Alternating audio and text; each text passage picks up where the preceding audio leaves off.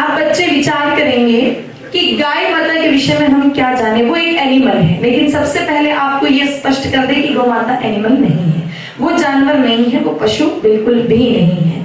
आप में से ऐसे कौन कौन बच्चे बैठे हैं जो कृष्ण भगवान को जानते हैं? ऐसे बच्चे हाथ खड़ा करो जो कृष्ण भगवान को जानते हैं। सभी जानते हैं? बहुत अच्छे, नीचे कर लो। तो आवाज भी आपस में नहीं करनी, आपको कोई बात पूछी जाए तो आप अपना हाथ खड़ा कर दीजिए, नहीं जानकारी हो तो नीचे रखिए, पर आपस में चर्चा नहीं। तो आप सब लोग कृष्ण भगवान को जानते हैं।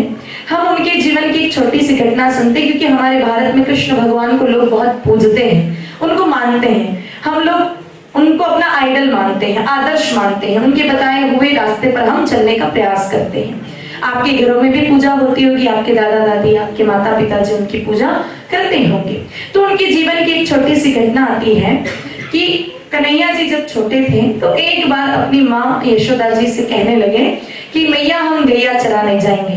तो मैया ने कहा बेटा अभी उम्र आपकी छोटी है, आप छोटी उम्र में गैया नहीं चरा सकते, क्योंकि बड़ी बड़ी गैया है, आपसे संभलेंगी नहीं। जंगल में बहुत सारे जंगली जानवर रहते हैं, आप उनको कैसे उनसे बचाओगे, इसलिए थोड़े बड़े हो जाओ। लेकिन कन्हैया की जिद तो हम जानते ही हैं, वो एक बार किसी बात पर अड़ जाए तो फिर वो मानते नहीं है। उन्होंने कहा नहीं मैया मैं अभी जाऊंगा। तो मैया ने बहुत समझाने का प्रयास किया, लेकिन कन्हैया नहीं मान रहे।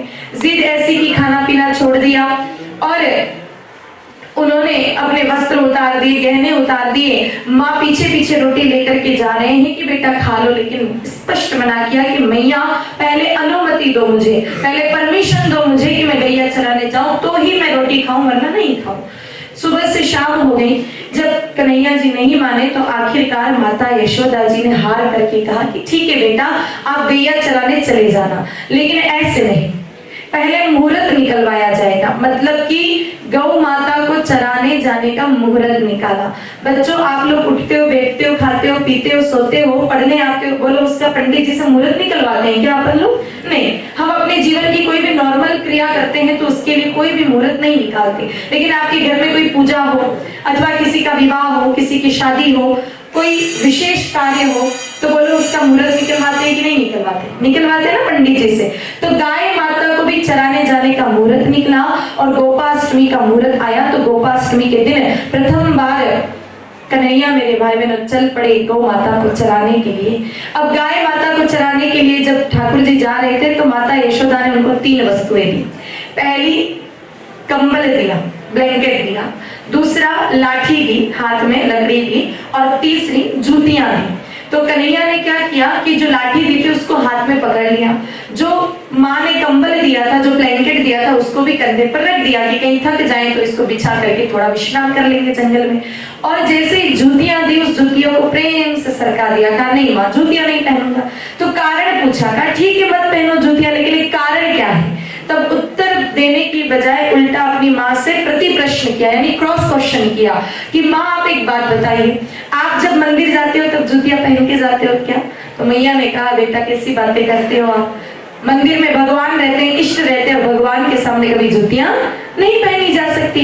तो अपनी मैया की छोटी पकड़ करके प्रेम से कहा कि मैया फिर ये गैया भी तो मेरी भगवान है, जब आप अपने भगवान के सामने जूतियां नहीं पहन सकती तो मैं अपनी गैया जिसमें 33 कोटि देवी देवता विराजमान है उसको चराने जाऊं तो जूतियां पहनने की हिम्मत कहां से लाऊं? और कहते हैं शास्त्रों में प्रमाण है कि 11 वर्ष 11 दिन तक गौ माता को ठाकुर जी ने चराया, लेकिन पैरों में जूते चप्पल धारण नहीं किए। अब बच्चों देखो, आप लोग 2-4 किताबें ज्यादा पढ़ ले, अगर कोई बच्चा 12वीं BA MBA डॉक्टरी इंजीनियरिंग क्या ना कर ले, तो माताएं आपकी जहाँ रोटी बनाती हैं वहाँ रसोई में उस किचन में भी हमारे जूते चप्पल खुलते नहीं है। आप में से कई सारे ऐसे बच्चे होंगे जो किचन में भी चप्पल पहन के चले जाते हैं, रसोई में भी चप्पल पहन के चले जाते हैं, जबकि रसोई में चप्पलों की बिल्कुल कोई आवश्यकता नहीं। बोलो आपकी रसोई में कोई कांटे हैं जो आपको चुभ रहे हैं, कोई पत्थर है जो आपको लग रहे हैं?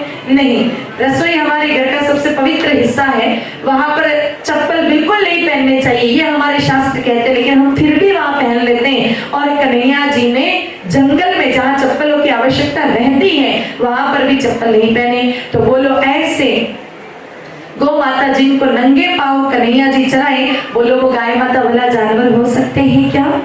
नहीं हो सकते।